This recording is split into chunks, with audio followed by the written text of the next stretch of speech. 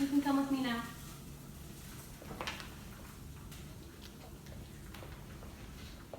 You can sit right here. Hi, Chicken Little. How have you been? How was your vacation? I've been okay. It's nice to talk to you again, Abby. Everything's been pretty neutral. I don't know. At times, I feel as if I can't control myself. I keep getting overwhelmed easily these past few weeks. Nothing seems to be working anymore. Not even the medication. I see. Well, I'm glad you brought that up. I wanted to try something new today. Do you mind? I'm fine with anything you have. Okay, good.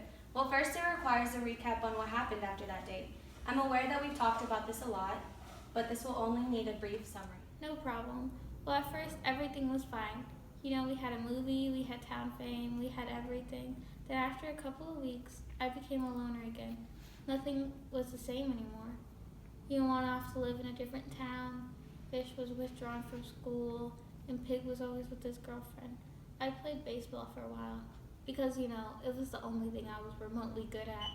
But everyone pushed me.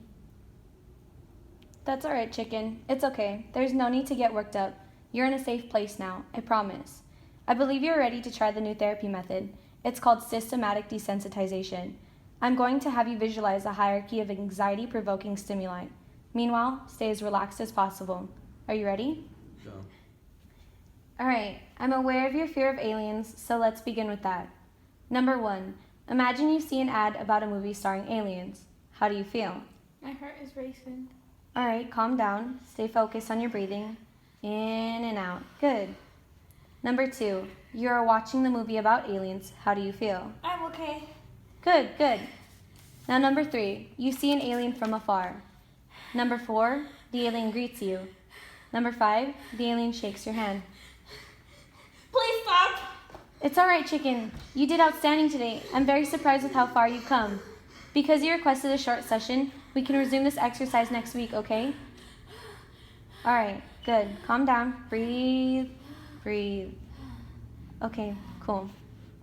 All right, Chicken Little. I'll see you next week, okay? Look, an alien!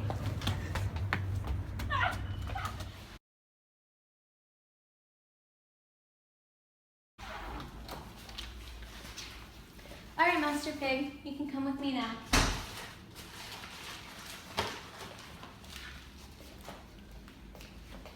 You can sit here. Whoa, I almost broke the chair. Why do you say that? I just don't know, Dr. Abby. I just don't know anymore. It's okay not to know sometimes, Pig. That is why I'm here to help. Today we're going to be doing client-based therapy, where you're free to say whatever you want, whenever you want, related or unrelated to the topic. Just say what's on your mind. I just don't really know anymore, Dr. Abby. I'm depressed. I'm overeating. I'm binging. I can't handle this anymore. It was all going just so well.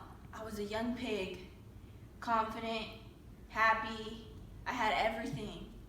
I even had a beautiful girlfriend named Foxy Loxy. But it all went downhill from there.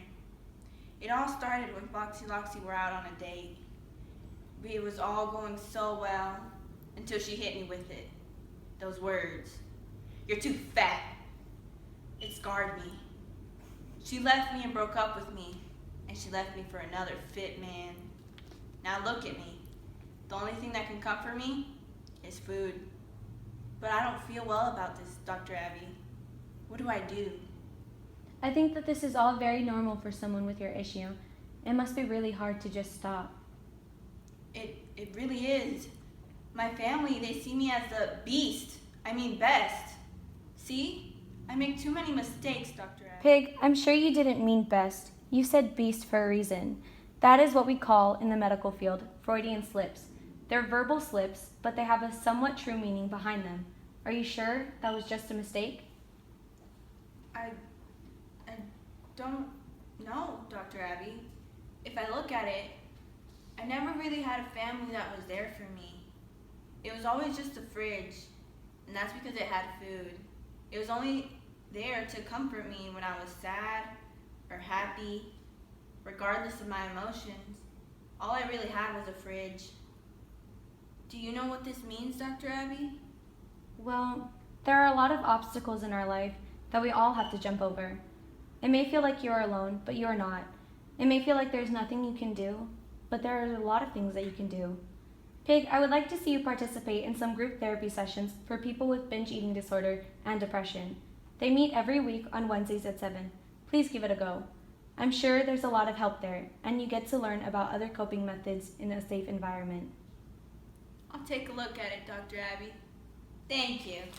Pig, stop. You have to leave now, okay? Leave the donuts. Okay. Thank you, Dr. Abby. I'll see you next week.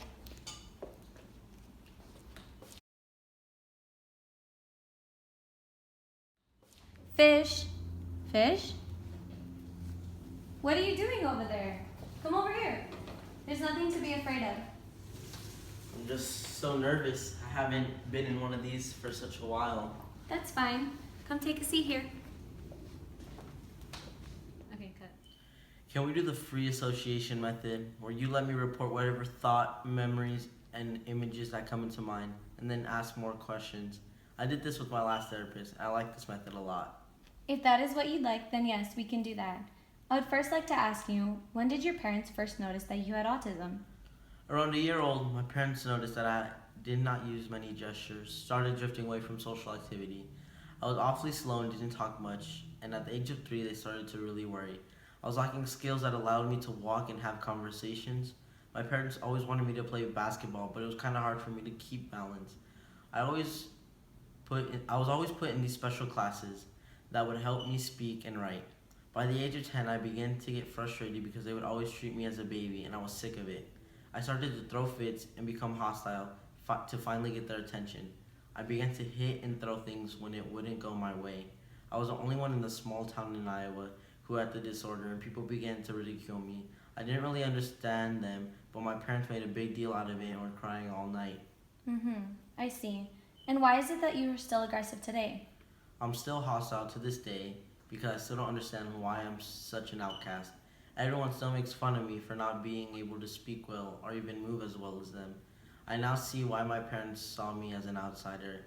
No one tends to hang out with me. I become hostile when I know someone is making fun of me. I'm very tired of it. I just want to fit in for once. You see, none of this is your fault, Fish. You were just born with this. You aren't different, just unique. And no one else sees that but you and I. Maybe if we can calm down your hostility, we can fix this whole problem. If we don't let the ridiculing bother you, maybe you can fit in better. I will try to ignore them and let them get into my head. Then maybe we'll stop and I can finally fit in. I'm glad we are resolving this issue, but I would like to see you back here next week as your time is coming to an end now. Yes, ma'am. I'll be back.